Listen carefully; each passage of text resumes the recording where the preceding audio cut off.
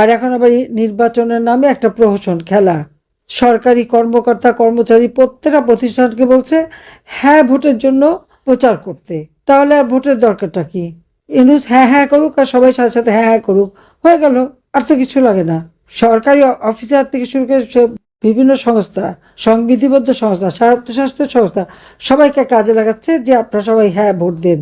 তো এরকম প্রশাসন, পুলিশ, বিডিআর, আর্মি, সেনাবাহিনী, কোস্টগার্ড বা আনসার বাহিনী, সরকারি অফিসার সবাইকে ব্যবহার করে যদি নির্বাচন করতে হয়, সেটা কি নির্বাচন? আমি বলবো যারা সমাজে বা আন্তর্জাতিকভাবে এত গবেষণা এত কিছু করেন, তাদেরকে আমার অনুরোধ, আপনারা একটু তদন্ত করে ঘটনাগুলি দেখে। আর আওয়ামী লীগ আমলে আমাদের 15 বছর 7 মাসে আমরা কি করেছিলাম, কত লোক আমরা জেলে পুড়েছি, কত মামলা দিয়েছি, কত মানুষ হত্যা হয়েছে, কি হচ্ছে, সেগুলো একটু হিসাব করুক। আর এখনকার এই 15 মাসেরটা হিসাব করুক। ওদিকে 15 বছরটা করুক, এদিকে 15 মাসেই দেখুক যে কিভাবে মানুষের উপর নির্যাতন। আর কথা বলে কারাগারে বন্দি। আর ওই হ্যাঁ না ভোটে আমাদের কেউ যাবে না, কারণ যাওয়া লাগবে না, তারা তো সবই হ্যাঁ না থাকবি না, সব হ্যাঁ করাই নেবে। কিন্তু অবৈধ ক্ষমতা দখলকারী ইউনূসের কোনো অধিকার নেই সংবিধান সংশোধন করার।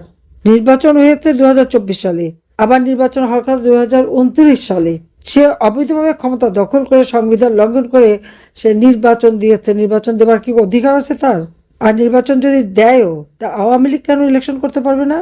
আওয়ামী লীগের কি অপরাধ? যে অপরাধে অপরাধী করে তার থেকে 100 ভাগ বেশি অপরাধ তো এই ডক্টর মোহাম্মদ ইউনূসের সরকার এই 15 মাসেই করে ফেলেছে। তাহলে তারা কি করে ক্ষমতা থাকে আর কি করে ইলেকশন দেয়? এ তো রীতিমতো পাতানো খেলার ইলেকশন। যেহেতু আওয়ামী লীগের বিরুদ্ধে এত বদনাম করেছে, আমার বিরুদ্ধে এত বদনাম করেছে, তারপরেও যখন দেখে যে মানুষের আস্থা বিশ্বাস আওয়ামী লীগের উপর, মানুষের আস্থা বিশ্বাস আমার উপর, মানুষ চায় আমাদেরকে ক্ষমতায়, সেই জন্য আমাদেরকে নিষিদ্ধ করে দিয়েছে, ইলেকশন করতে পারবো না। এটা কোন ধরনের বিচার? জনগণের উপর আস্থা নাই, জনগণের উপরে বিশ্বাস নাই, জনগণের শক্তিতে বিশ্বাস করে না। অস্ত্র, সন্ত্রাসী, জঙ্গি, এদেরকে নিয়ে চলা, এদেরকে নিয়ে চলছে। তবে এভাবে দিন থাকবে না, দিন পরিবর্তন হবে, এটা আমি বলতে পারি, আমার বিশ্বাস। এই জন্যই বোধহয় আল্লাহ আমাকে বাঁচিয়ে রেখেছে। আমরা একদিন এইসব বিচার আমরা করব। আপনারা সবাই একটু ধৈর্য ধরেন। স্বজনহারা বেদনার কষ্ট আমার থেকে তো আর কেউ জানে না কেউ। আমি আছি আপনাদের পাশে, যতক্ষণ আমার জীবন আছে আপনাদের পাশেই আছি। আর চিকিৎসা বা যার যা লাগে আমাদের সাধ্য মতো, আমাদের কিছু নেই, সব কি জ্বালিয়ে পুড়িয়েছে, শেষ করে দিয়েছে, সব লুটপাট করে নিয়েছে।